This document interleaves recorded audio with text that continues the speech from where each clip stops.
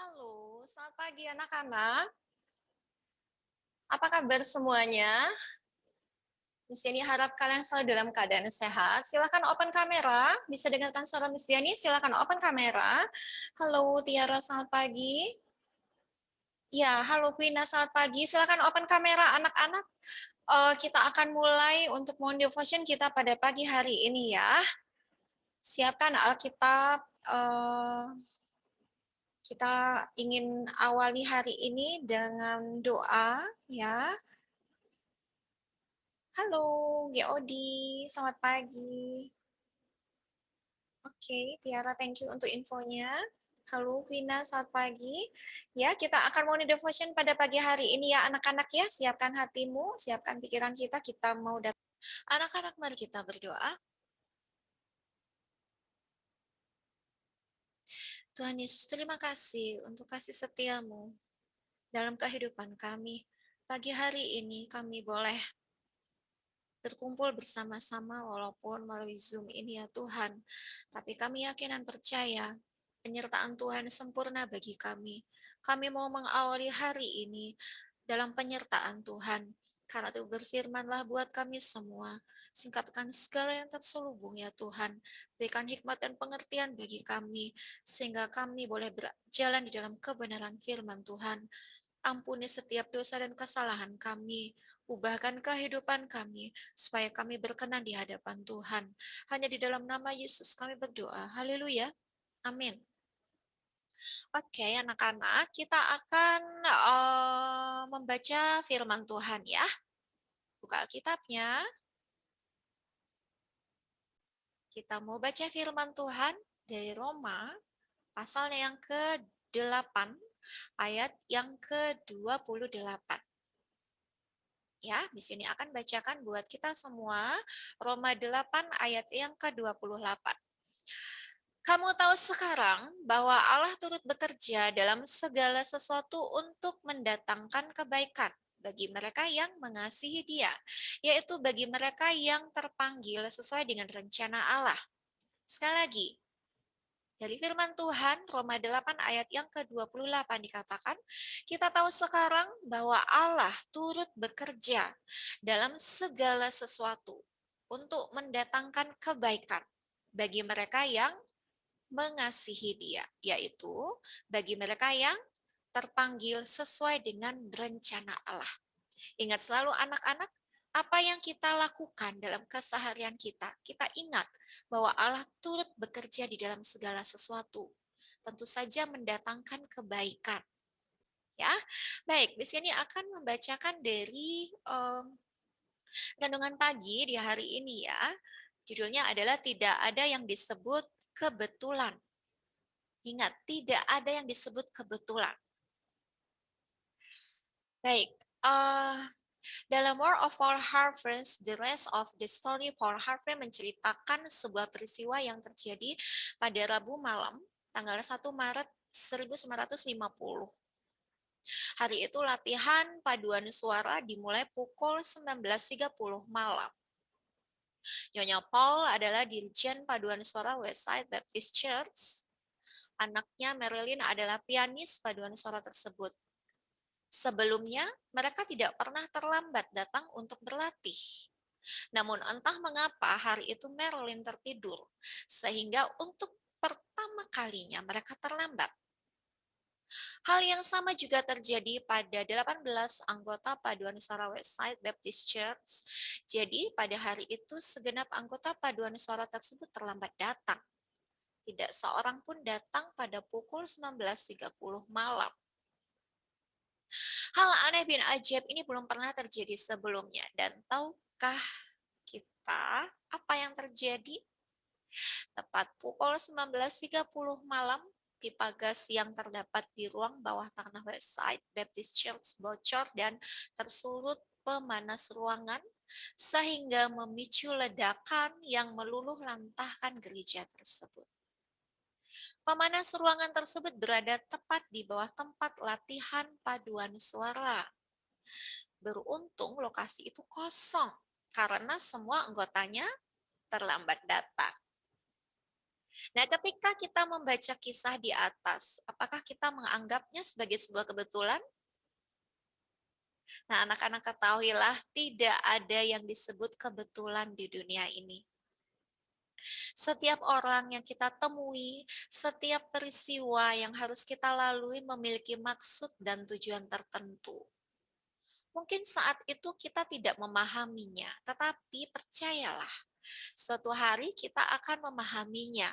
Kita akan memahami makna yang ada di balik hal tersebut. Di tengah susah dan beratnya hidup ini, kita perlu tetap belajar menyadari bahwa Tuhan tidak pernah meninggalkan kita. Kemahakuasaannya akan tetap menyertai anak-anaknya. Inilah hal yang mesti selalu kita ingat dan syukuri. Memang kita kerap tidak melihat tangan Tuhan beserta kita, tetapi bukan berarti Tuhan tidak beserta kita. Jadi, jika hari ini kita mengalami hari yang baik, bersyukurlah. Tuhan ingin kita menikmati semua kebaikan dan karunia-Nya. Namun, jika kita harus melalui hari-hari yang buruk, percayalah, ada hikmah yang bisa kita ambil dari hal itu. Dia ingin kita belajar sesuatu. Tuhan ingin kita bersandar kepadanya sepenuhnya, agar ketika kita menghadapi nasib baik atau buruk, kita bisa mengatakan bahwa sesungguhnya tidak ada yang disebut kebetulan di dunia ini. Kemahatauan Sang Raja membuatnya mengerti dan mengetahui apa yang terbaik bagi kehidupan setiap kita. Sehingga kehidupan kita sudah direncanakan baik adanya. Kebenaran bukanlah sebuah kebetulan, namun yang kebetulan bagi dunia, bagi orang percaya itu adalah suatu kebenaran yang dilakukan tepat pada waktunya. Oke, anak-anak, ya kembali ya, Miss Yani bacakan kembali dari Roma 8 ayat 28. Kita tahu sekarang bahwa Allah turut bekerja dalam segala sesuatu untuk mendatangkan kebaikan bagi mereka yang mengasihi Dia, yaitu bagi mereka yang terpanggil sesuai dengan rencana Allah. Ingatlah apa yang Tuhan lakukan dalam kehidupan kita, semuanya itu mendatangkan kebaikan bagi kita. Di tengah-tengah pencobaan, mendatangkan kebaikan bagi kita karena apa? Ada pertolongan Tuhan tepat waktunya pada saat kita menghadapi pencobaan. Ya, baik anak-anak, mari kita berdoa. Tuhan, terima kasih buat segala kebaikan-Mu. Kami yakin dan percaya Tuhan tidak pernah meninggalkan kami. Kami yakin dan percaya Tuhan memiliki rancangan-rancangan yang indah bagi kami. Rancangan-rancangan hari depan yang penuh dengan harapan. Kami yakin dan percaya masa depan kami ada di dalam tangan kuasa Tuhan. Kami yakin dan percaya Tuhan mempersiapkan hal-hal yang luar biasa bagi kehidupan kami. Dan kami yakin dan percaya Tuhan sedang melakukan mujizat bagi kehidupan kami. Dan kami di dalam masa remaja kami rindu ya Tuhan untuk senantiasa berada di dalam rancangan dan rencana Tuhan. Karena itu biar kami menyerahkan kehidupan kami sepenuhnya ke dalam tangan kuasa Tuhan. Apa yang menjadi rencana-Mu di dalam kehidupan kami, terjadilah sesuai dengan kehendak Tuhan. Karena kami yakin dan percaya apa yang Kau rancangkan adalah yang mendatangkan kebaikan bagi kami ya Tuhan. Dan kami menyerahkan sepanjang hari ini ke dalam tangan kuasa Tuhan. Kami serahkan untuk masa remaja kami ke dalam tangan kuasa Tuhan. Kami menyerahkan proses belajar mengajar di pagi hari ini sampai selesainya nanti ke dalam tangan kuasa Tuhan. Kami akan dan percaya Tuhan memberikan yang terbaik bagi kami. Terima kasih untuk segala kebaikan Tuhan. Hanya di dalam nama Tuhan Yesus Kristus kami mengucap syukur dan berdoa. Haleluya. Amin. Oke anak-anak, kita sudah menyelesaikan morning devotion kita pada pagi hari ini. Silakan kalian siapkan untuk pembelajaran jam pertama ya. Sehat selalu, Tuhan Yesus memberkati. Shalom, selamat pagi anak-anak. Silahkan diaktifkan kameranya. Oke, halo Adit. Hai Jonathan. Ayo aktifkan kameranya anak-anak. Silakan yang bisa mengaktifkan kamera, diaktifkan kameranya. Hai Devon. Halo Erik.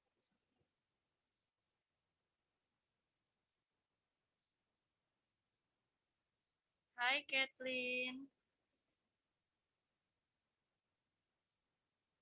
Hai Ino. Halo Davinia.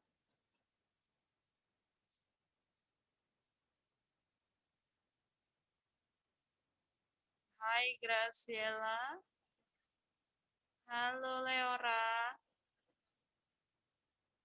Hai Quina. Hai Gaudi. Halo Jessie.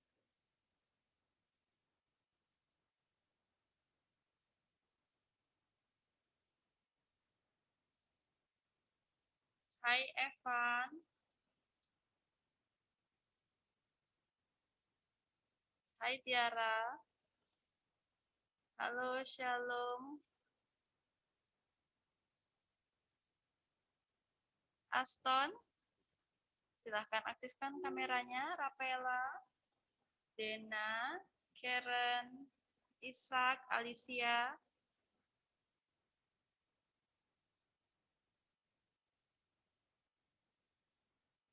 Oke anak-anak, sebelum kita mulai pembelajaran IPS, seperti biasa kita berdoa dulu. Oke. Yang mau aktifkan kamera, silakan aktifkan dulu sebelum kita berdoa. Karen, Dena, Rafaela, Ishak, Alicia, Aston. Oke, sambil menunggu kita berdoa saja dulu ya langsung. Mari kita berdoa. Tuhan Yesus, kami bersyukur buat pagi yang indah ini. Kami masih bisa menikmati harimu yang baru. Kami masih bisa beraktivitas. Tolong kami, sekarang kami akan belajar IPS. Berkati kami dalam belajar segala sarana yang kami pergunakan untuk menunjang pembelajaran online ini. Engkau yang memberkati agar kami bisa belajar dengan baik. Terima kasih Tuhan Yesus. Haleluya. Amin. Oke anak-anak. Silahkan dipersiapkan bukunya. Dibuka bukunya. Materi kehidupan pada masa Islam.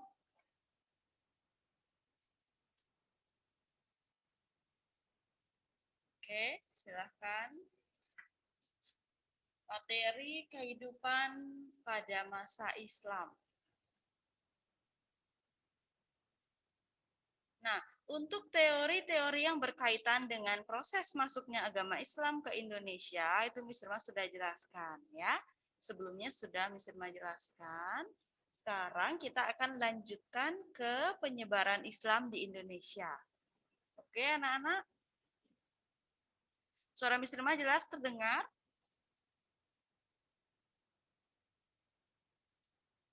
Apakah jelas kedengaran suara Miss Irma? Oke, jelas ya. Nah, sekarang kita akan masuk ke materi penyebaran Islam di Indonesia.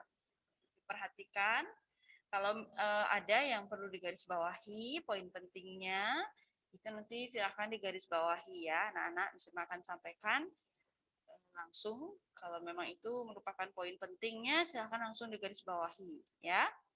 Perhatikan dengan baik.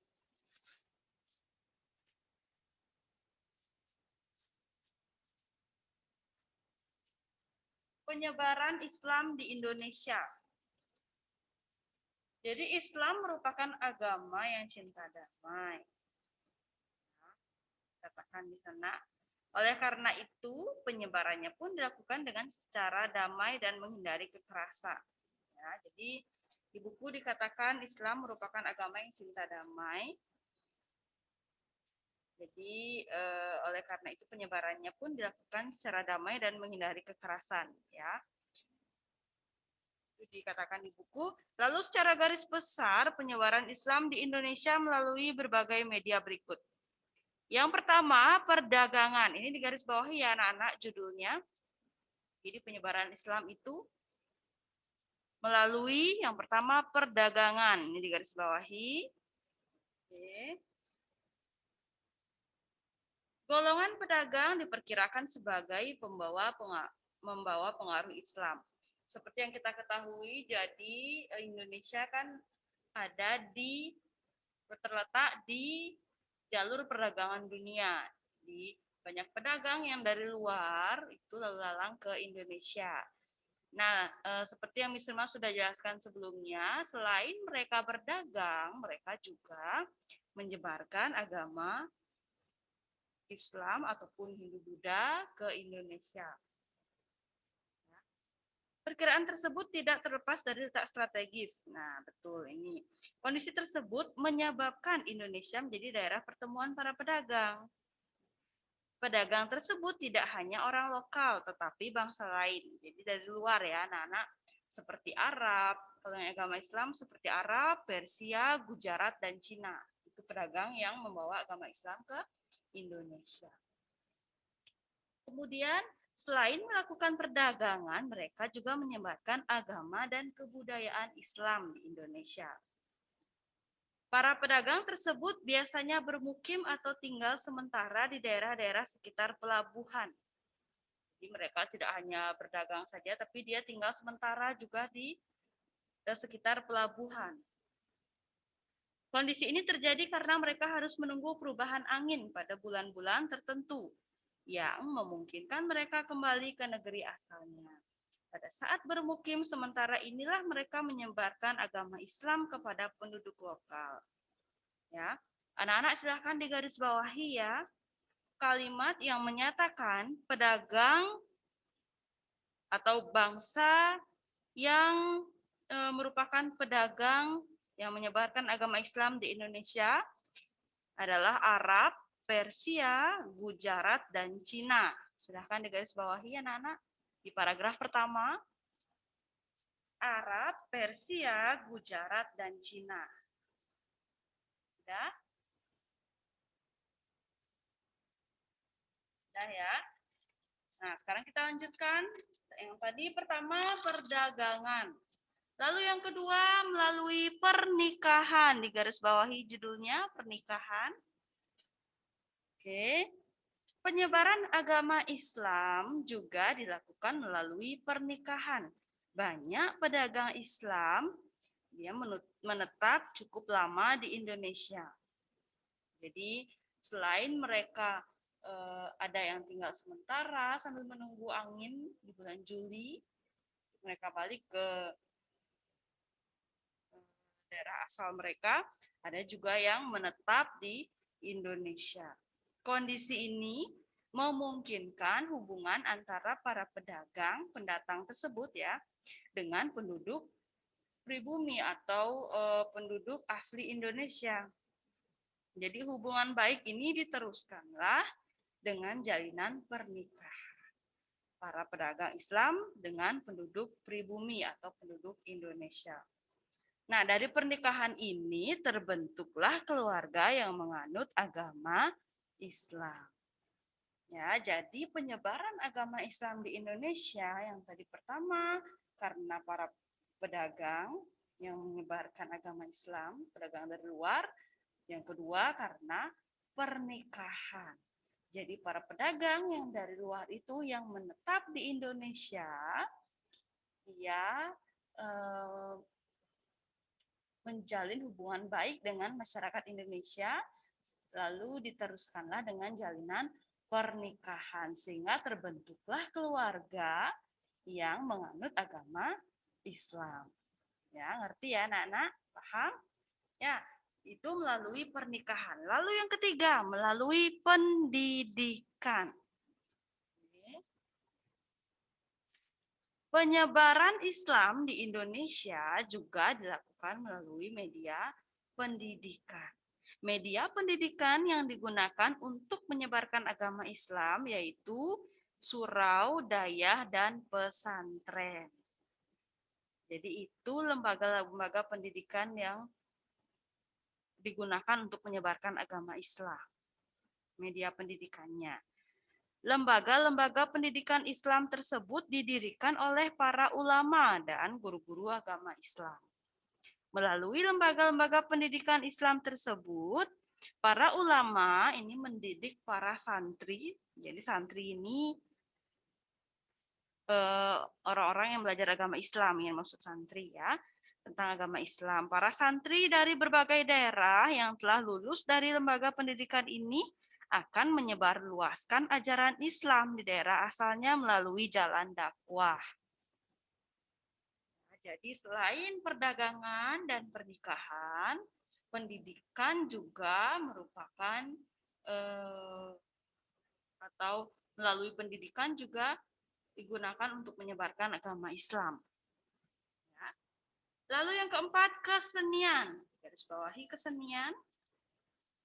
Media seni juga digunakan para ulama untuk menyebarkan agama Islam.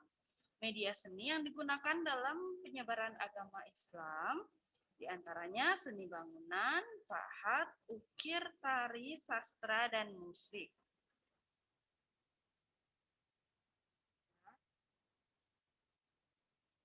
Jadi di garis bawahi ya anak-anak, media seninya. Di kalimat kedua, media seni yang digunakan dalam penyebaran agama Islam, diantaranya yang pertama seni bangunan, pahat, ukir, tari, sastra, dan musik. Di garis bawahi. Sudah? Media kesenian yang digunakan dalam penyebaran agama Islam merupakan perpaduan antara budaya sebelumnya atau praksara dan Hindu-Buddha dan juga budaya Islam. Ya. Strategi ini dilakukan agar masyarakat lebih tertarik terhadap ajaran Islam. Salah satu ulama yang menyebarkan Islam menggunakan media kesenian adalah Sunan Kalijaga. Di garis bawah ya anak-anak, salah satu ulama yang menyebarkan Islam menggunakan media kesenian adalah Sunan Kalijaga.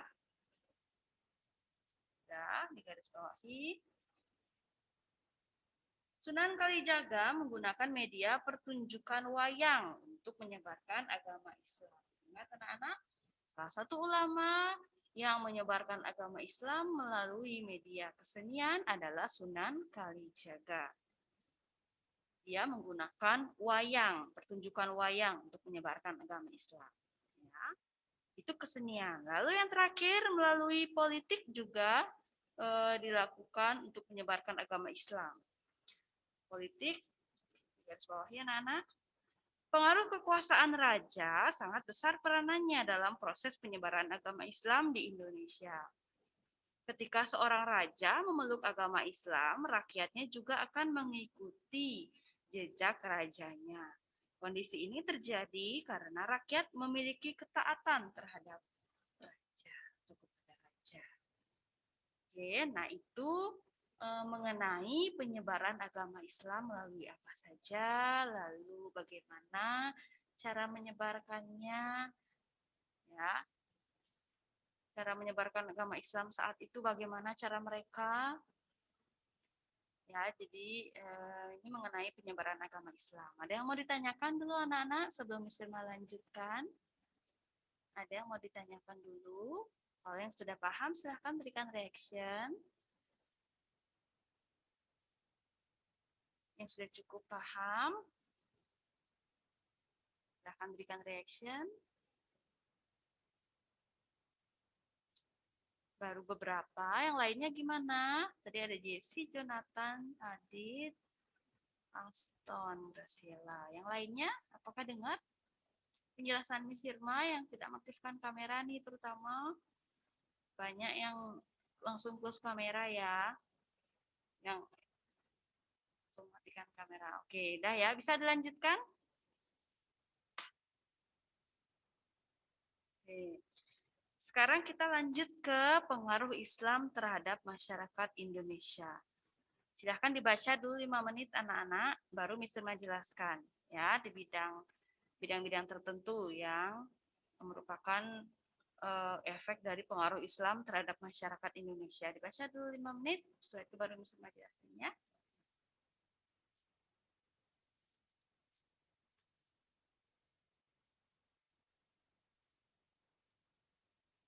Anak, kita lanjutkan ya. Ayo aktifkan kameranya. Silahkan aktifkan kembali kameranya. Nah, sekarang kita akan masuk ke pengaruh Islam terhadap masyarakat Indonesia. Jadi, pengaruh masuknya Islam di Indonesia itu berdampak di bidang politik, bidang sosial, bidang agama, dan bidang budaya. Nah, sekarang Miss Irma akan jelaskan satu persatu di tiap bidang, mulai dari bidang politik. Ya.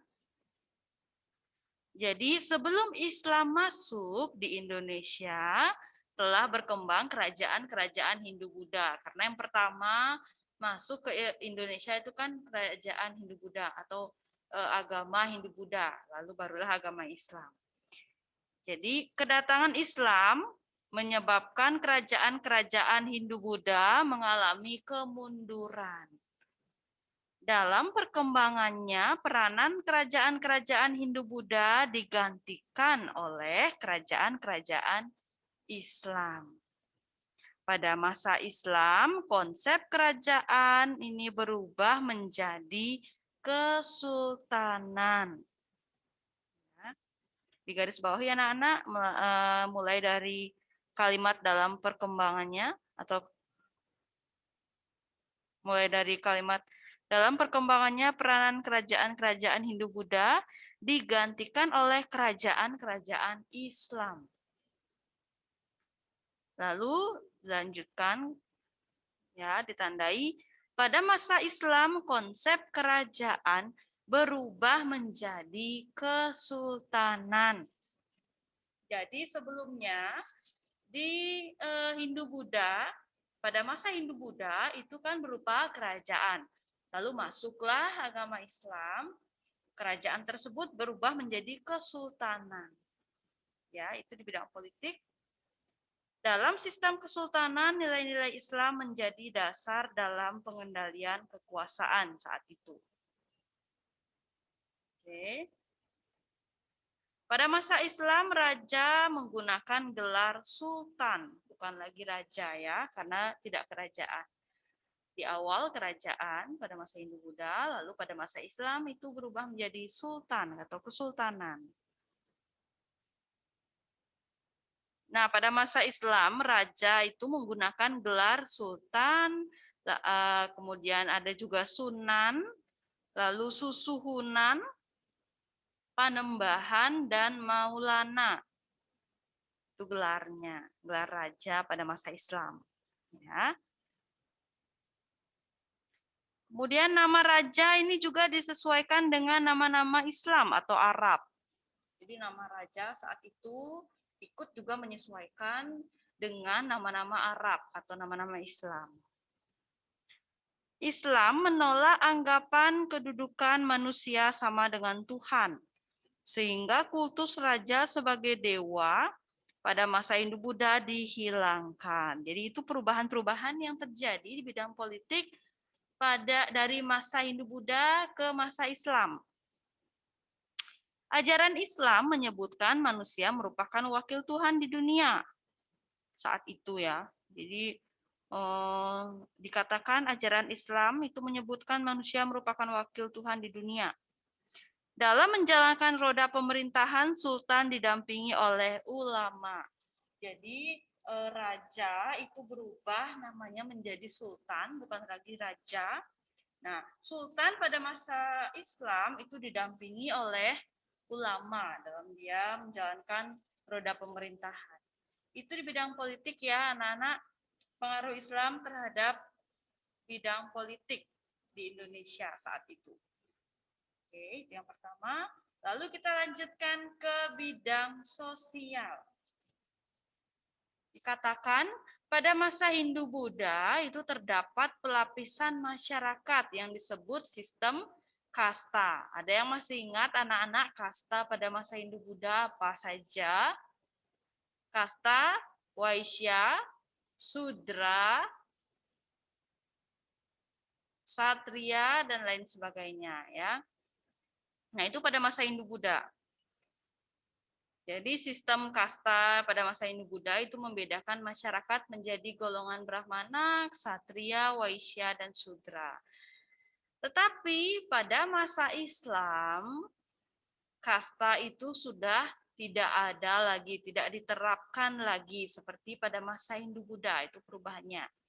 Jadi ketika pada masa Hindu-Buddha itu ada sistem kasta, tapi setelah Islam masuk ke Indonesia atau pada masa Islam, kasta itu sudah tidak diterapkan lagi, dikatakan di sini ya. Pengaruh Islam yang berkembang pesat menyebabkan mayoritas masyarakat Indonesia itu memeluk agama Islam. Kondisi ini menyebabkan aturan kasta dalam masyarakat memudar. Tidak ada lagi sistem kasta pada masa Islam. Ya, itu perbedaannya masa Hindu-Buddha dengan masa Islam di bidang sosial. Jadi itu merupakan perubahan bidang sosial pada masa Islam. Oke, kita lanjutkan ke bidang agama. Dikatakan pada masa Islam, sebagian besar masyarakat di Indonesia menganut agama Islam pada masa Islam ya. Meskipun demikian, masih juga terdapat masyarakat yang menganut agama Hindu-Buddha dan kepercayaan terhadap roh halus. Jadi ketika Islam masuk ke Indonesia, tidak langsung membuat agama Hindu-Buddha itu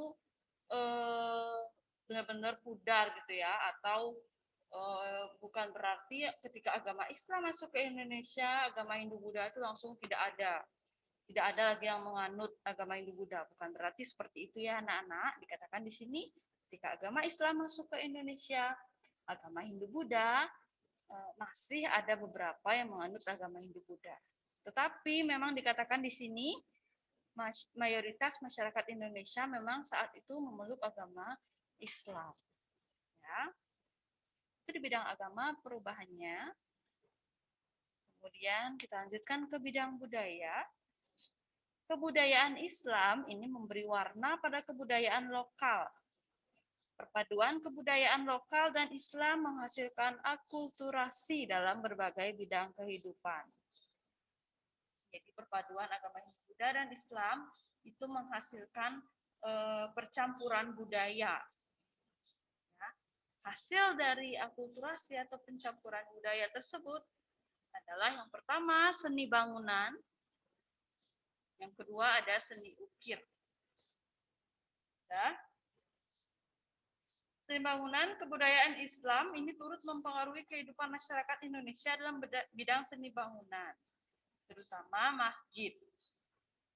Untuk mengetahui pengaruh kebudayaan pada masjid kuno itu sudah ada ya anak-anak gambarnya, salah satu contoh Masjid Banten. Ya. Dari gambar 2.22 itu terlihat pengaruh Islam yang sangat kental. Pengaruh Islam dalam seni arsitektur terlihat jelas dalam bentuk atapnya, lalu menara masjid, ya.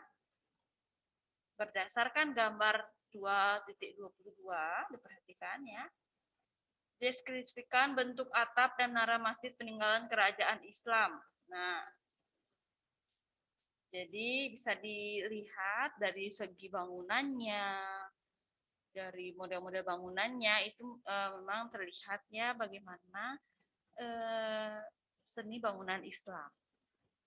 Lalu yang kedua seni ukir.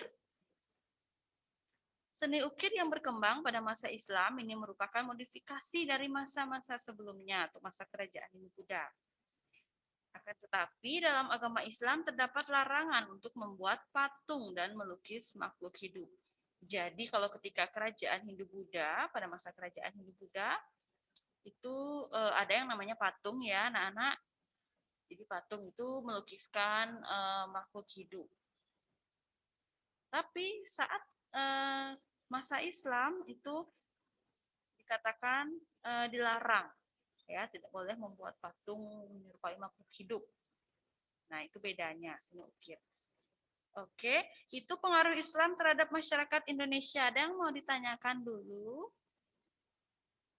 Ada yang mau ditanyakan dulu? Seperti biasa nanti setelah Miss Irma selesai membahas agama Islam di Indonesia, itu Miss Irma akan adakan kuis lagi di Moodle ya, anak-anak, seperti yang sebelumnya. Jadi tolong diperhatikan penjelasannya Miss Irma. Kalau memang Miss Irma juga boleh kalian langsung saja garis bawahi yang mana-mana saja bagian yang penting yang menurut kalian, poin-poin pentingnya dari tiap materi. Bisa juga yang Miss Irma sampaikan nanti, silahkan digaris bawahi. Diperhatikan dengan baik.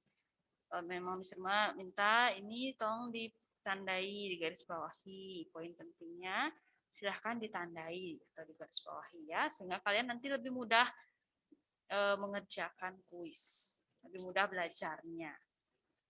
Oke, itu pengaruh Islam terhadap masyarakat Indonesia. Ada yang mau ditanyakan dulu sebelum Miss Irma lanjutkan? Ada yang mau bertanya silahkan semua berikan kesempatan dulu. Jika ada yang mau bertanya sebelum Miss Irma lanjut ke kerajaan Islam di Indonesia, silahkan bagi yang mau bertanya, silahkan bertanya dulu. Berikan kesempatan. Kalau tidak, Miss Irma lanjutkan ya. Oke. Ini yang lainnya. Apakah dengar penjelasannya Miss Irma yang tidak mengaktifkan kamera? Ini banyak sekali. Dengar ya, tetap dengar penjelasannya Miss Irma. Oke, thank you. Evan, Alicia, Kathleen, dan yang lainnya. Tiara, Dena. Oke, kita lanjutkan saja ya. Sekarang kita masuk ke kerajaan Islam di Indonesia. Silahkan ditandai dulu atau digarisbawahi dulu anak-anak nama kerajaannya, judul kerajaannya. Jadi kerajaan Islam di Indonesia yang pertama ada Kerajaan Perlak, yang kedua Kerajaan Samudra Pasai, lalu Kerajaan Aceh Darussalam, kemudian Kerajaan Demak, lalu Kerajaan Mataram, kemudian Kerajaan Banten, selanjutnya Kerajaan Gorontalo, berikutnya Kerajaan Banjar,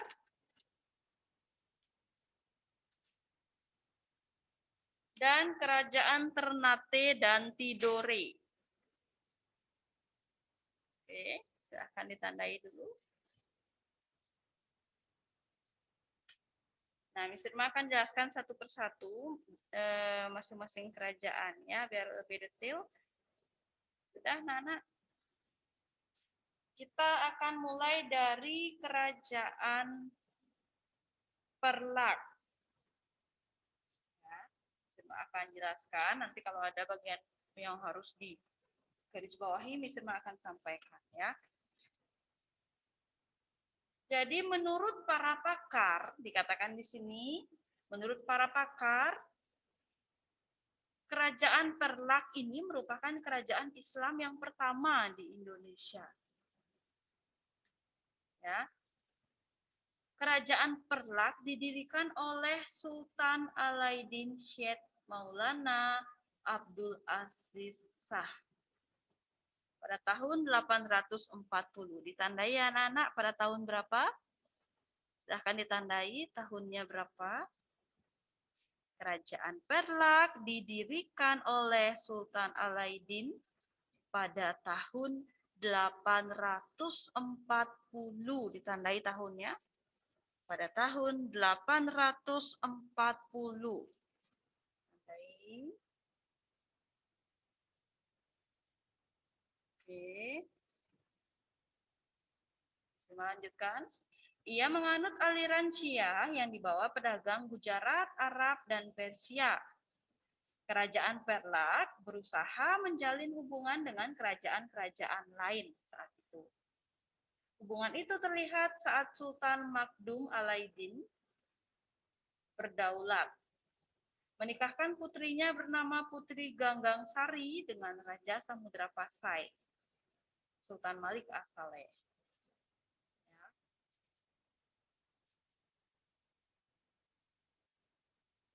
Oke, silakan Alicia ke toilet dulu.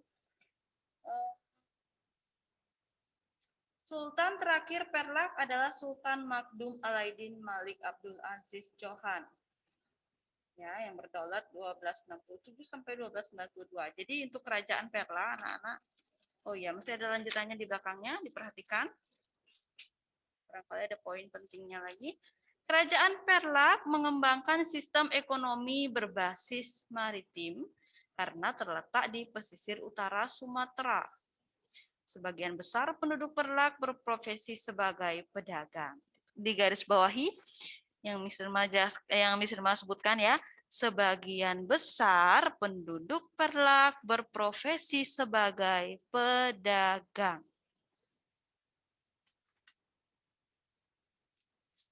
Sebagian besar penduduk Perlak berprofesi sebagai pedagang.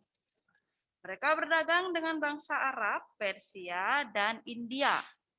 Kehidupan sosial dan budaya kerajaan Perlak yang bercorak Islam masih berdampingan dengan kehidupan sosial budaya Hindu-Buddha. Dalam kehidupan sehari-hari, masyarakat Perlak sudah melaksanakan syariat Islam atau hukum Islam yang bersumber pada Al-Quran dan hadis. Nah, itu kerajaan Perla, anak-anak. Untuk kerajaan Perla ada yang mau ditanyakan dulu? Atau ada yang tertinggal mungkin tadi poin pentingnya? Sudah? Mungkin perwakilan satu orang berikan reaction kalau bisa lanjut. Lanjut ya. Oke, thank you Rafaela, Jessie, Tiara. Sekarang kita lanjut ke kerajaan Samudra Pasai. Kerajaan Samudra Pasai didirikan oleh Sultan Malik As-Saleh. Di garis bawahi, Kerajaan Samudra Pasai didirikan oleh Sultan Malik As-Saleh.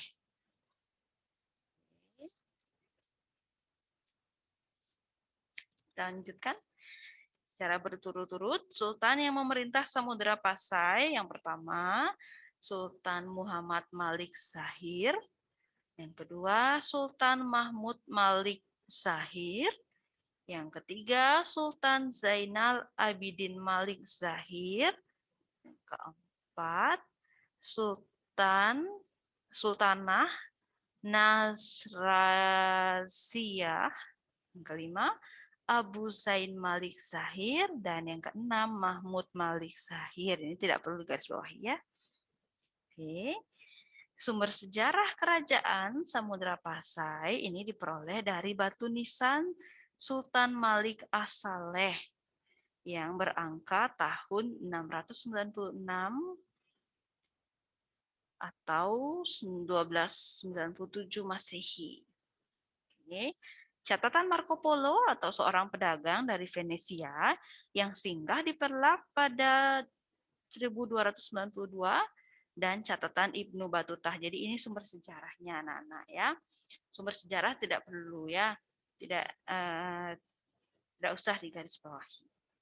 Kita lanjutkan ke perekonomiannya. Perekonomian masyarakat Samudra Pasai ini sangat bergantung pada kegiatan perdagangan. Ya, ini bisa digarisbawahi anak-anak. Perekonomian masyarakat Samudra Pasai sangat bergantung pada kegiatan perdagangan.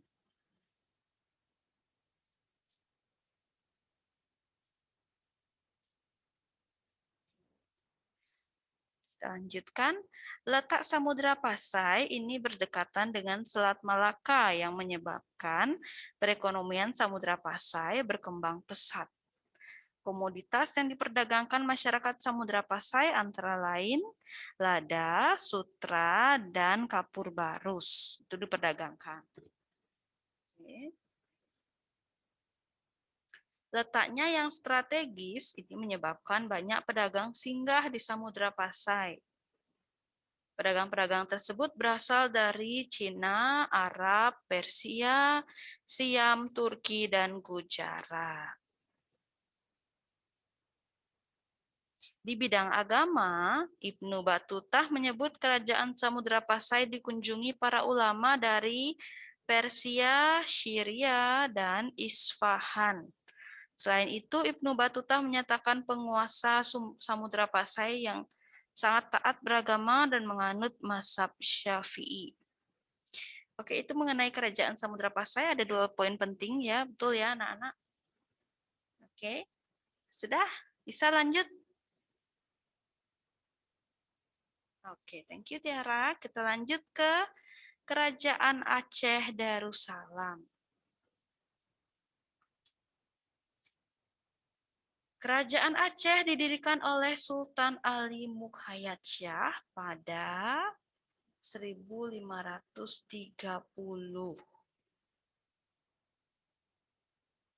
Jadi garis bawahi, Kerajaan Aceh didirikan oleh Sultan Ali Mukhayat Shah pada tahun 1530. 1530-nya ditandai ya, anak-anak. Sudah? Setelah melepaskan diri dari kekuasaan Kerajaan Pidi. Jadi Kerajaan Aceh ini didirikan oleh Sultan Ali Mukhayat Shah setelah melepaskan diri dari kekuasaan Kerajaan Pidi. Berdasarkan berita Portugis, pada 1520 Masehi, Kerajaan Aceh Darussalam di bawah pimpinan Sultan Ali Mukhayat Shah berhasil menaklukkan Kerajaan Daya. Oke. Selanjutnya pada tahun 1529 Kerajaan Aceh berhasil menaklukkan Pidi dan Samudra Pasai. Kerajaan Aceh Darussalam juga menyerang kapal Portugis di bawah komandan Simau yang singgah di Banda Aceh. Pada 1929 Kerajaan Aceh mengadakan persiapan untuk menyerang Portugis di Malaka. Akan tetapi serangan ke Malaka tidak terlaksana karena Sultan Ali Muhammad Shah wafat pada 1530. Oke. Perekonomian Kerajaan Aceh semakin berkembang sejak Malaka jatuh ke tangan Portugis. Jatuhnya Malaka ke tangan Portugis menyebabkan para pedagang Muslim menghindari Selat Malaka. Oke. Nah, anak-anak, ini mengenai Kerajaan Aceh. Ini karena waktunya sudah mepet, ternyata sudah jam segini ya anak-anak. Mengenai Kerajaan Aceh ini nanti kita bahas lagi, lanjutkan di pertemuan berikutnya ya. Hari Rabu berarti ya anak-anak. Jadi hari ini pembahasan kita sampai Kerajaan Aceh. Nanti kita lanjutkan lagi Kerajaan Aceh di pertemuan berikutnya, oke? Ada yang mau ditanyakan dulu? Coba open kamera dulu anak-anak sebelum kita akhiri.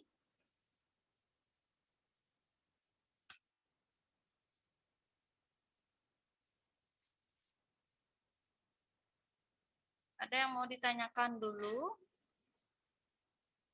Bagi yang sudah paham, sudah jelas, berikan reaction. Oke, nanti kita lanjutkan Kerajaan Aceh ini di hari Rabu pertemuan berikutnya ya. Oke, kalau tidak ada yang mau ditanyakan, kita akhiri saja langsung ya anak-anak. Nah, oke juga sudah habis. Kita berdoa dulu. Mari kita berdoa. Tuhan Yesus, kami bersyukur kami masih bisa belajar dengan baik, kami masih bisa mempelajari hal baru, materi baru. Tolong Tuhan Yesus berkati agar pertemuan berikutnya kami tetap bisa belajar dengan baik.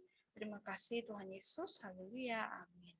Terima kasih ya anak-anak buat hari ini. Sampai bertemu pertemuan berikutnya. Tuhan Yesus memberkati. Dadah.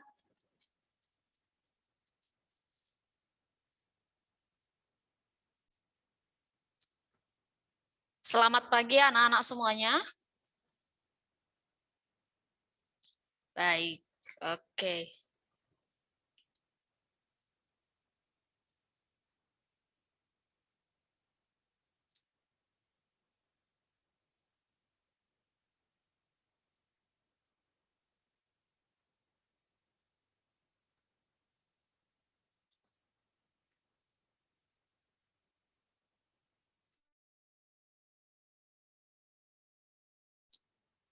Ayo silakan semuanya open kameranya.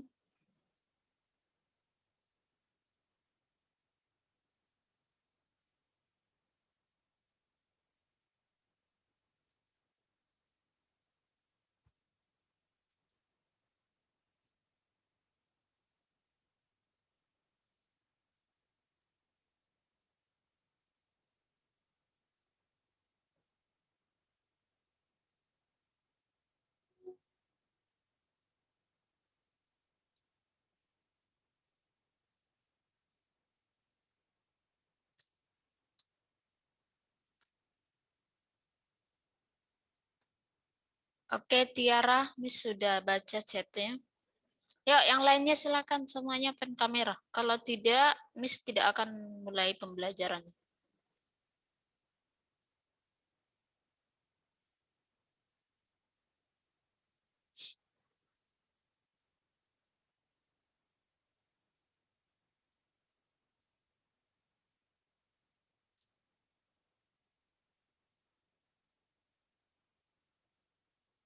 Oke, Salam.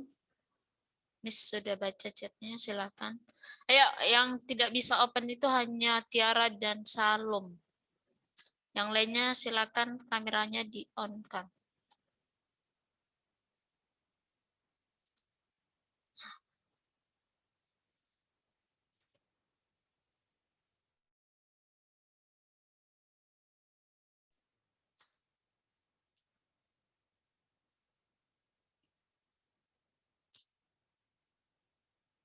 Sudah? Karen. Karen, silakan kameranya diaktifkan. Karen Lovely Wijaya.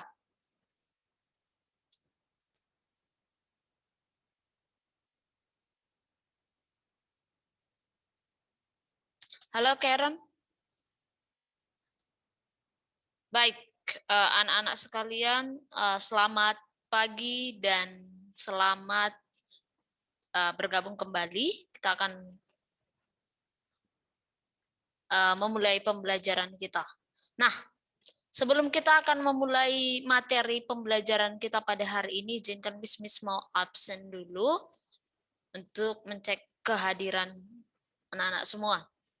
Baik, yang hadir silakan langsung shout hadir, dan yang nggak hadir ya pasti tidak akan menyaut. Baik, Alicia. Hadir, Miss. Tiara. Hadir, Miss. Aston. Hadir, Miss. Bersheba. Hadir, Miss. Devinia. Hadir, Miss. Dena. Hadir, Miss. Devan. Hadir, Miss. Dewa Ayu Putu. Hadir, Miss. Dewa Putu Aditya. Hadir, Miss. Erik. Hadir, Miss. Evan. Hadir, Miss. Graciela. Hadir, Miss. Ino. Hadir, Miss. Ishak. Hadir, Miss. Jesse. Hadir, Miss. Jonathan. Hadir, Miss. Caitlin. Hadir, Miss. Karen. Hadir, Miss. Liora. Queen. Hadir, Miss. Rafaela. Hadir, Miss. Shalom. Hadir, Miss. Baik, anak-anak sekalian, bagaimana liburnya? Bagaimana liburnya? Enak? Atau banyak PR? Wih, ada yang bilang oke, Tiara. Oke, semoga kalian terus dalam keadaan sehat. Baik, nanti kalau ada sedikit gangguan, akan Miss sering mute karena Miss lagi ada batuk. Oke, jadi Miss minta maaf untuk hal itu. Nah, anak-anak sekalian, tadi Miss baru cek untuk pengumpulan tugasnya. Ada 9 orang yang, atau 8 ya, Miss lupa. Miss tanya saja langsung. Kira-kira dari kelas ini, kelas 7A, benar? 7A, oke. Kira-kira siapa yang belum mengumpulkan tugasnya? Ada? Jangan sampai Miss cek ya.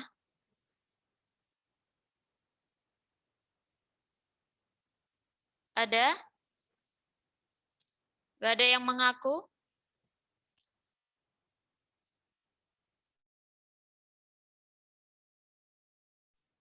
Ada? Tidak ada. Semuanya mengumpulkan. Ya? Baik, kita langsung cek saja.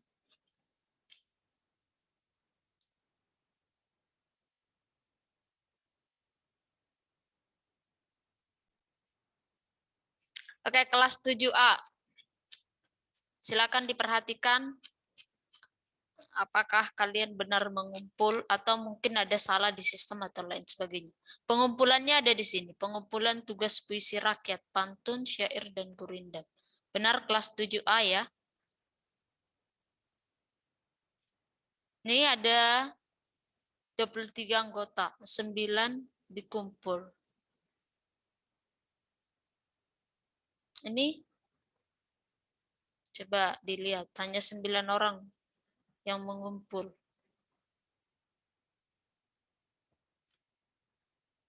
Yang pertama ada Alicia yang sudah, Tiara, Aston. Nah, ini nih. Sheba bagaimana? Bersheba? Apakah sudah dikumpul tapi Miss tidak bisa cek di sini atau bagaimana? Miss langsung dah saja ya, nanti kita diskusikan. Dicatat siapa yang namanya belum ada di sini pengumpulannya. Ada Sheba, Devinia, Dena, Devon. Nih, Aditya ini, Eric. Evan. Lalu ada Ino, Ishak. Jesse sudah, Jonathan sudah, Kathleen sudah, Karen. Lalu ada Queen. Dan Rafaela, Shalom. Dan itu saja. Bagaimana?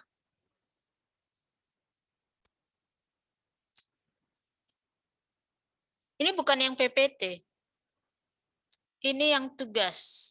Ada tugas ya, Miss kasih untuk liburan ini, jangka waktu sampai hari Kamis. Menganalisis puisi rakyat, yaitu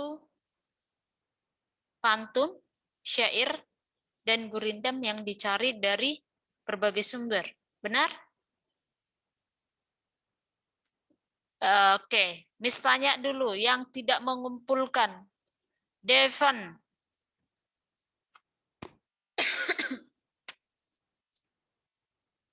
Bagaimana? Kenapa lebih banyak yang tidak mengumpulkan daripada yang mengumpulkan?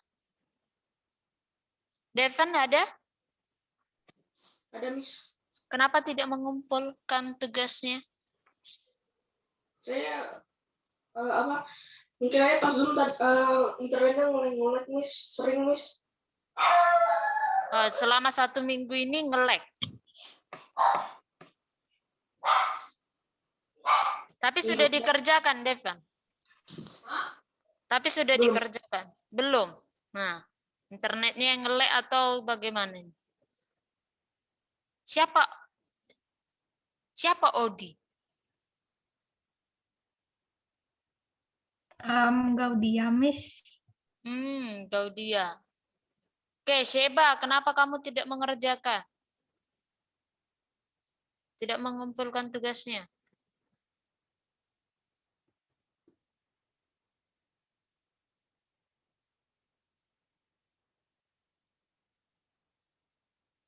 Evan sudah dikumpul tapi belum nyampe, Eva.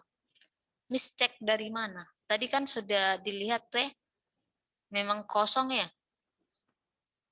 Atau Miss yang salah lihat? Coba dilihat.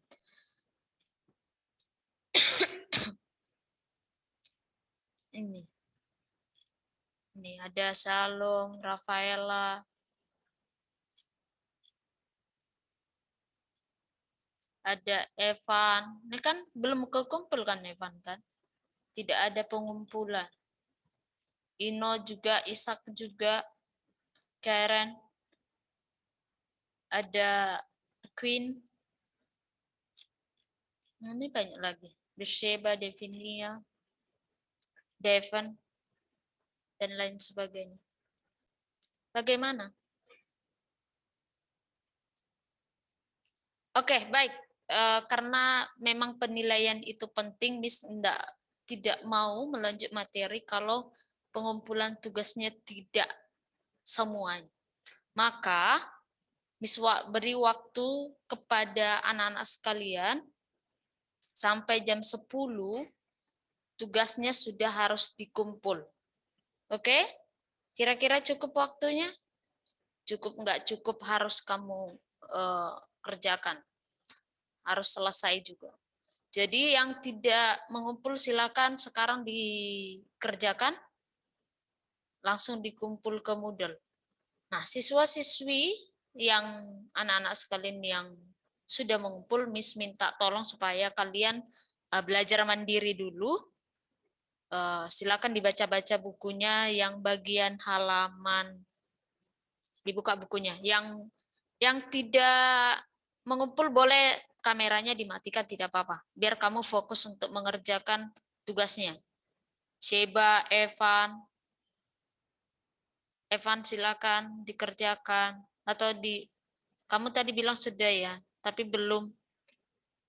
Nah, ada 9 orang yang harusnya ada di sini, yang on kameranya, karena memang sudah mengerjakan. Oke, anak-anak sekalian yang sudah mengerjakan, silakan kalian buka buku kalian dari halaman 73. 73 itu bagian iktisar, isi pantun, syair, dan gurindam. Lalu halaman 75 mengenai struktur dan kaidah kebahasaan. Lalu yang terakhir adalah penulisan pantun. Silakan kalian baca-baca. Kalau ada pertanyaan nanti boleh kita diskusikan. Oke? Jadi walaupun kalian sudah selesai, tapi tetap belajar. Biar Miss kontrol teman-teman kalian yang belum. Oke? Bisa ya? Bisa ya? Anak-anak yang sudah ngumpul ya? Oke. Baik, kalau mau dimatikan kameranya boleh. Tapi nanti jam 10 kembali ke sini, kita on kamera lagi untuk penutupan. Ya, silakan. Ya, Miss tidak akan mulai kalau tidak semuanya open kamera. Selain yang izin tadi ada Shalom sama Tiara dan Karen. Karen nih.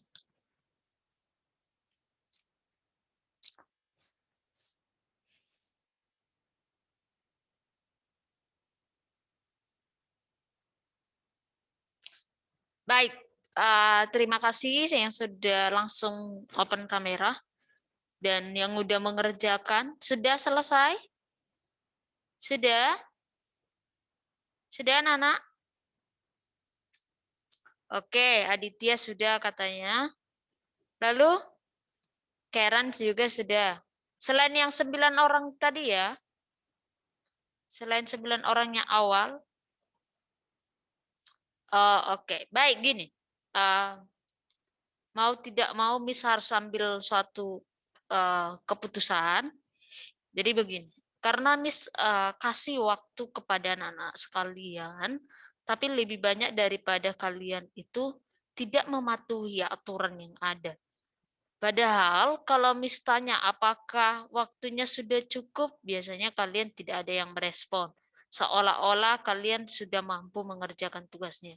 Miss juga tanya kepada kalian, ada pertanyaan, juga tidak ada yang bertanya. Udah waktunya mau ngumpul, ada yang WA Miss, Miss tugasnya apa? Miss yang dianalisis apanya? Nah, Miss jadi bingung. Saat pembelajaran kamu di mana? Oke ya, Miss tidak mau dihubungi itu enggak. Miss nggak apa-apa kalau kalian hubungi, selagi Miss bisa balas, bisa bantu, tidak masalah. Tapi yang pertanyaannya itu agak berbobot dikit gitu. Karena apa? Kenapa Miss bilang tidak berbobot? Saat materi pembelajaran, saat pemberian tugas, Miss selalu bilang kepada kalian semuanya, ada pertanyaan atau tidak? Ada yang belum jelas atau tidak?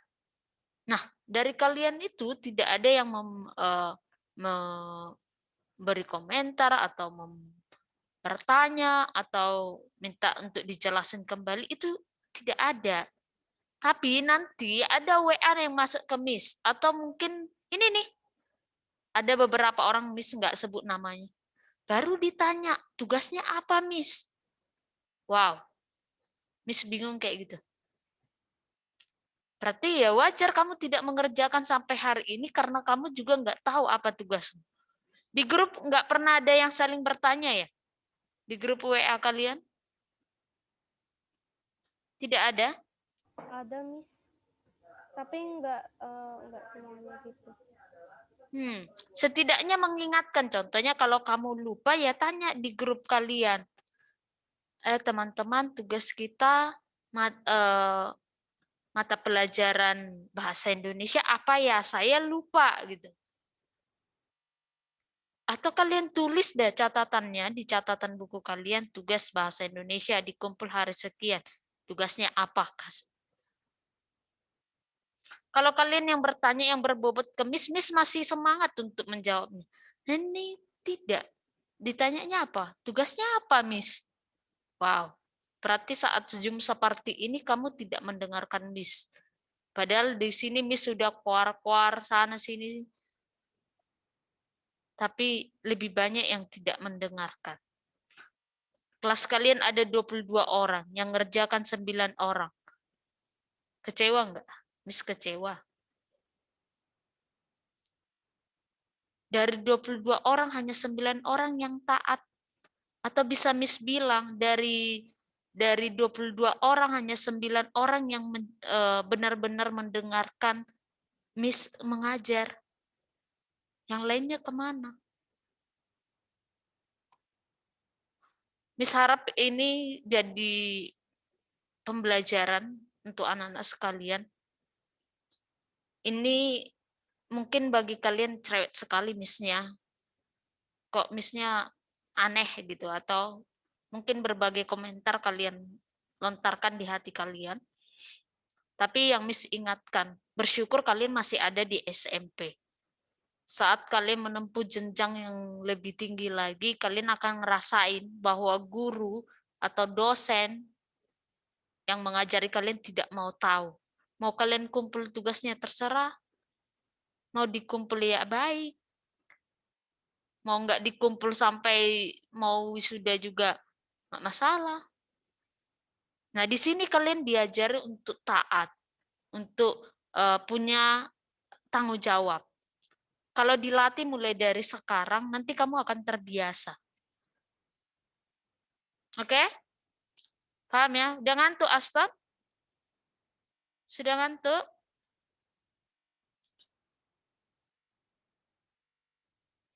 Oke.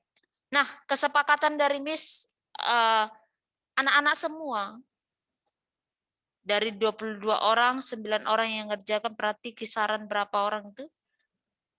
Tinggal 11 ya? 12 orang. Hari ini Miss tunggu semuanya pengumpulan tugasnya. Bagi siapa yang tidak mengerjakan atau tidak mengumpulkan tepat pada hari ini, Miss akan kasih hukuman.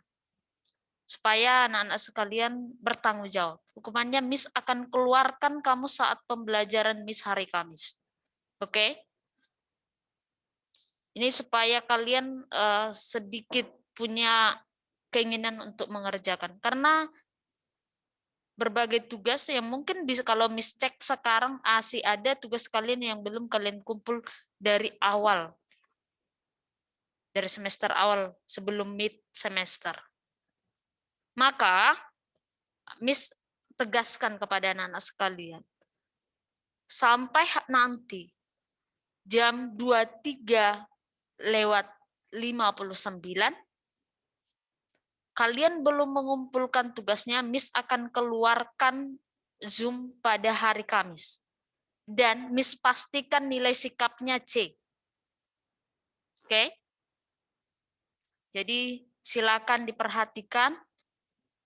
Ini Miss tegas bukan bukan membenci kalian, bukan apa, supaya anak-anak sekalian belajar untuk taat, belajar bertanggung jawab. Oke? Ada yang keberatan? Ada? Terkhusus yang belum mengumpulkan? Ada? Oke? Berarti sepakat ya? Hari ini Miss tunggu sampai jam 23 lewat 59. Kalau tidak dikumpul, Miss pastikan hari Kamis kamu tidak ikut Zoom pembelajaran dengan Miss.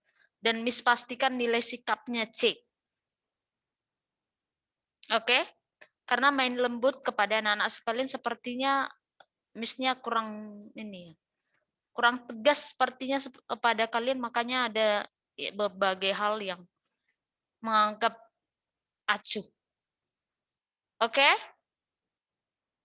Jadi silakan, Miss nggak mau tahu gimana cara kalian mengerjakannya sekarang. Apakah ketimpa dengan pembelajaran lain, Miss nggak mau tahu. Silakan kamu olah sendiri, kamu lihat bagaimana kamu mengerjakannya. Miss kira sampai jam 1 nanti, ya silakan fokus pembelajaran kalian. Lebih dari situ kalian gunakan waktu kalian. Atau tidur kalian harus kepotong, tidur siangnya, itu terserah kalian. Paham? Paham anak-anak semua? Ada yang mau ditanyakan? Atau ada yang mau mengomentari? Miss, jangan seperti itulah, Miss. Mungkin ada situasi yang membuat kalian tidak bisa mengerjakan tepat pada hari ini. Ada?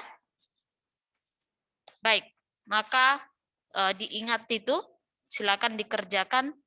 Miss akan cek hari ini juga. Kalau tidak, yaitu seperti yang Miss sampaikan tadi. Oke, baik. Miss akan absen anak-anak sekalian untuk lihat apakah tetap ikut Zoom atau ada yang menghilang. Alicia, Hadir, Miss. Tiara, Hadir, Miss. Aston, Hadir, Miss. Bersheba, Hadir, Miss. Devinia, Hadir, Miss. Dena, Hadir, Miss. Devon, Hadir, Miss. Gaudia, Hadir, Miss. Aditya, Hadir, Miss. Erik, Hadir, Miss. Evan, Hadir, Miss. Graciela,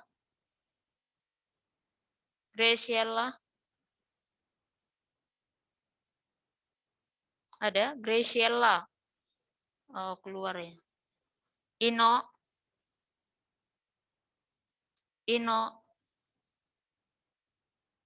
keluar juga. Ishak, Hadir, Miss. Jesse, Hadir, Miss. Jonathan,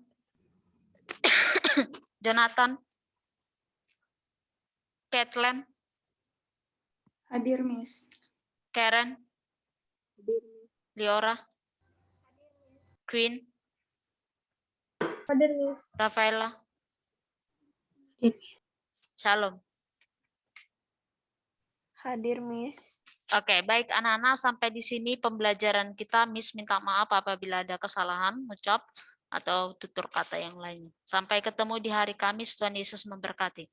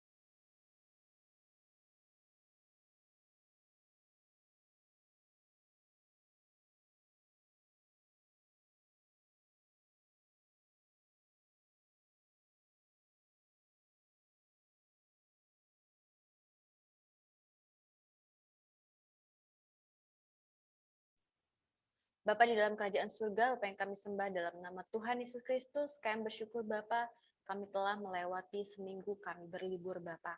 Kami bersyukur Bapa, kami bisa berlibur bersama dengan keluarga kami ya Bapa. Kami bisa diizinkan beristirahat ya Bapa. Dan saat ini, hari ini kami diizinkan kembali bertemu dengan guru-guru kami, bertemu dengan teman-teman kami untuk belajar lebih giat lagi Bapa, menjadi anak-anak-Mu yang luar biasa pintar ya Bapa. Dan saat ini, sebelum kami mulai, Bapak, kami mohon pertolongan-Mu, tuntunan-Mu, Bapak, dalam proses pembelajaran ini, Bapak, agar jaringan internet kami, agar perangkat yang kami gunakan, semuanya dapat berjalan dengan baik, dan kami dapat mengikuti pembelajaran dengan lancar. Bapak, dalam kerajaan surga, kami serahkan juga keluarga kami yang saat ini mungkin sedang bekerja atau beraktivitas di tempat lain. Mari Tuhan, Engkau juga sertai mereka, Engkau jaga mereka, sedemikian bagaimana Engkau menjaga, menyertai kami di tempat kami masing-masing saat ini, dan Engkau juga memberkati mereka. Berkati kedua orang tua kami yang saat ini sedang bekerja, Bapak, berikan mereka kesehatan, berikan mereka berkat-Mu yang berlimpah, damai, dan sukacita-Mu, Bapak, serta kekuatan yang hanya berasal daripada-Mu saja. Kami serahkan doa ini Bapa hanya dalam nama Tuhan Yesus Kristus kami bersyukur dan berdoa. Amin. Langkah-langkah ya untuk menyelesaikannya, gitu ya. Sehingga kamu lebih mudah untuk melihatnya bagaimana sih langkah-langkah yang sebenarnya. Nah, di situ sudah dikasih tahu jarum panjang bergerak dari angka 12 ke 8. Ya, jarum panjang tuh pasti dari angka 12 menuju 8, nggak mungkin dari angka 10 karena awalnya pasti di start mulai angka 12. Ke 8, dalam 1 jam jarum panjang bergerak membentuk lingkaran sehingga sudut putarnya 360. Ini Miss Devi rasa sudah Miss Devi bahas kemarin ya, minggu lalu. Jadi setiap dia 1 jam dia membentuk sudut sebesar 30 derajat. Artinya setiap 5 menit juga dia akan membentuk sudut 30 derajat, ya. Nah, dengan demikian sudut putar jarum jam itu sebagai berikut. Jadi yang A itu adalah sudut putarnya itu sama dengan 8/12. Kenapa 8/12? Karena jarum panjangnya itu ada di angka 8 yang berawal dari angka 12. Oke ya. Dan itu dikali dengan 361 putarannya. Oke. Nah, setelah itu tinggal kamu bagi saja 8. Di situ kan ada 8. Terus bagaimana cara mencari angka di sini, Miss? 360 kamu bagi dengan 12. Paham ya? Jadi kamu akan mendapatkan 30 derajat. Berarti kamu akan mendapatkan jawabannya 8 dikali 3, dapatnya 24 tambah 01 derajat. Jadi yang pertama itu adalah 30, yang kedua itu adalah 240. Sampai sini ada pertanyaan? Bisa dijawab, Miss Devi? Miss, kalau caranya beda tapi jawabannya benar, bisa nggak? Di mana bedanya? Aku caranya dari 40 menit itu kali 6 derajat. 40 menit kali 6 derajat. Kali 6 derajat, di mana dapat 6 derajat? Soalnya 1 menit. Nggak apa-apa. Ada lagi yang bertanya? Oke, silakan ke Udi. Nanti yang lainnya sampein aja ya kalau mau ke toilet, mau apa, sampein Miss Devi di suara aja, lewat suara ya, karena Miss Devi kesusahan untuk buka-buka chatnya. Oke ya, Miss Devi harap kalian bisa kooperatif sama Miss Devi. Oke ya. Lanjut yang ke B. Pada pukul 3.40 jarum pendek telah bergerak dari angka 12 dan berada di antara angka 3 dan 4. Jadi jam 3.40 itu dia jarum pendeknya tidak di angka 3 dan juga tidak di angka 4, tapi dia di antara. Pukul 3.40 dapat juga ditulis menjadi 3:40/60. Itu sama saja. Ya, jadi 40-nya itu adalah menitnya, 60 itu adalah total 1 jam itu kan 60 menit, gitu ya. Setiap jam jarum pendek bergerak sejauh 360 derajat dibagi 12 sama dengan 30 derajat. Jadi ingat ya, setiap dia 1 jam atau dia 5 menit saja pasti dia besar sudutnya adalah 30 derajat. Dengan demikian sudut putar Jarum pendek dihitung sebagai berikut. Jadi dia buat itu 3 jam 40/60 kan jam 3 lebih 40, dia buatnya seperti ini, dikali dengan 30 derajat. Itu sama dengan 3 dikali titik-titik ditambah 40/60 dikali titik-titik. Sama dengan 90 derajat ditambah titik-titik sama dengan titik-titik. Nah, titik-titiknya ini adalah dikali dengan 30 derajatnya ini. Ya. Jadi dia dikali dengan 30 derajat, ini juga dikali dengan 30 derajat. Nah, titik-titiknya ada di situ ya. Titik-titiknya di sini ya. Berarti 3 dikali 3 sudah dijawab di sini ya. Terus kalian bisa cari 40 dikali dengan 30 dibagi 60. Ya, berarti 1200 dibagi 60. Kalau kalian coret-coret di sini juga boleh 30 ketemu dengan 60, berarti kan di sini dia 20, nanti 20 di bawah sini. Mau dikalikan dulu baru dibagi juga oke, tetap hasilnya adalah 20 derajat. Tinggal kalian tambahin dapat 110 derajat. Sampai di sini apakah ada pertanyaan?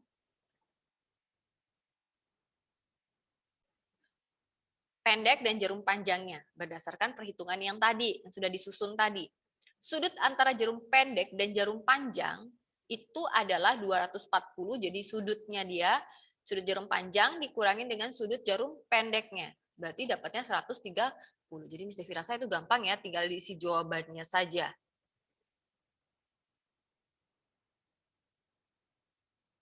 Oke? Kalau sudah bisa dijawab Miss Devi, apakah sudah? Karena Miss Devi akan hapus semuanya. Halo, apakah sudah? Sudah, Miss. Oke, muridnya Miss Devi hanya satu aja, Nak. Sudah, Miss. Dua Miss. saja. Sudah, Miss. Ini yang lainnya tolong ya direspon ya.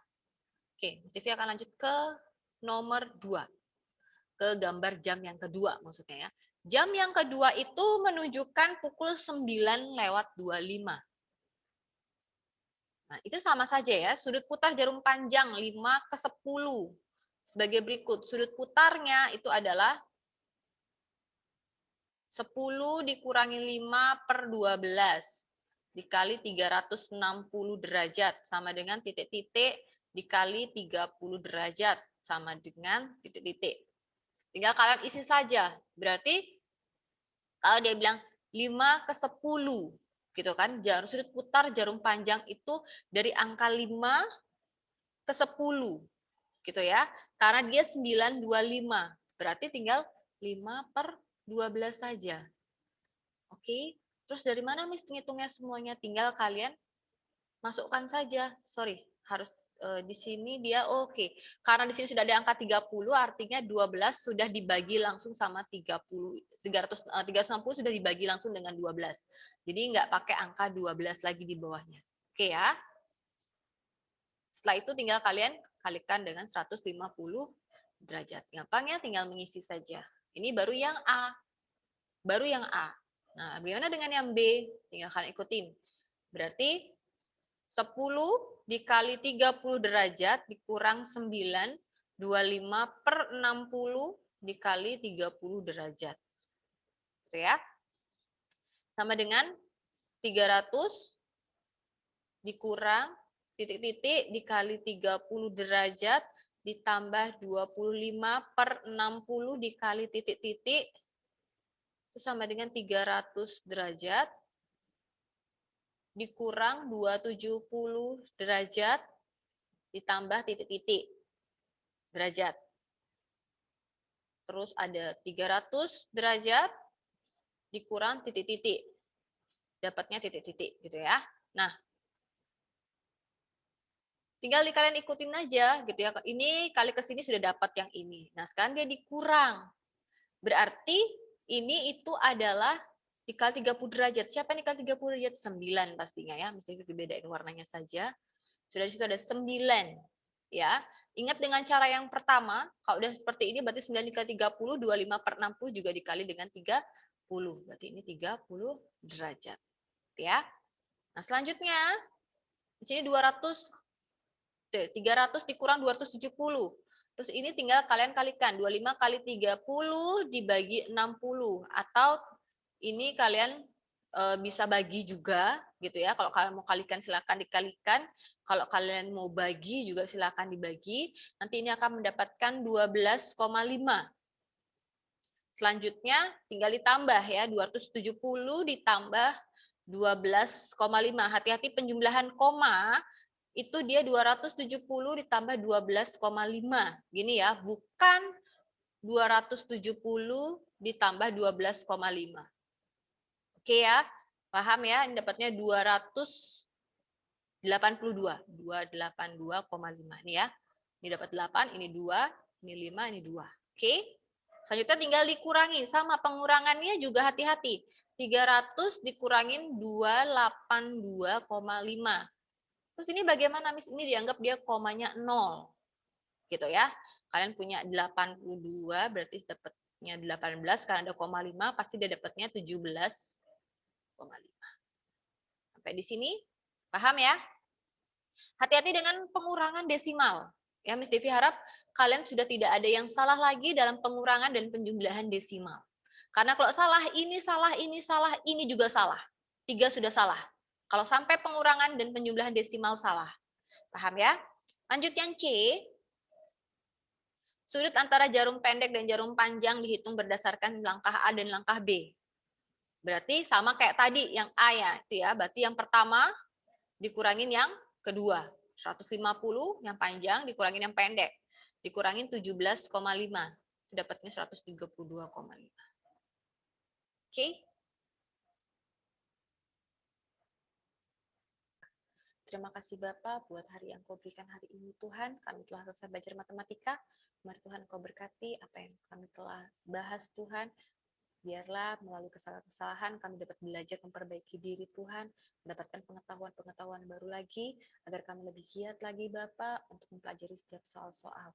Berkati juga Bapak pelajaran selanjutnya agar kami semakin diberkati dalam pelajaran selanjutnya, semakin menjadi anak-anak yang cerdas, anak-anak yang pintar Bapak dalam setiap materi pembelajaran, dan kami dapat memahami dengan baik setiap materi yang diberikan oleh guru-guru kami. Berkati setiap perangkat dan jaringan yang kami gunakan. Kami serahkan doa ini Bapak hanya dalam nama Tuhan Yesus Kristus kami berdoa. Amin. Terima kasih buat hari ini. Tuhan Yesus memberkati.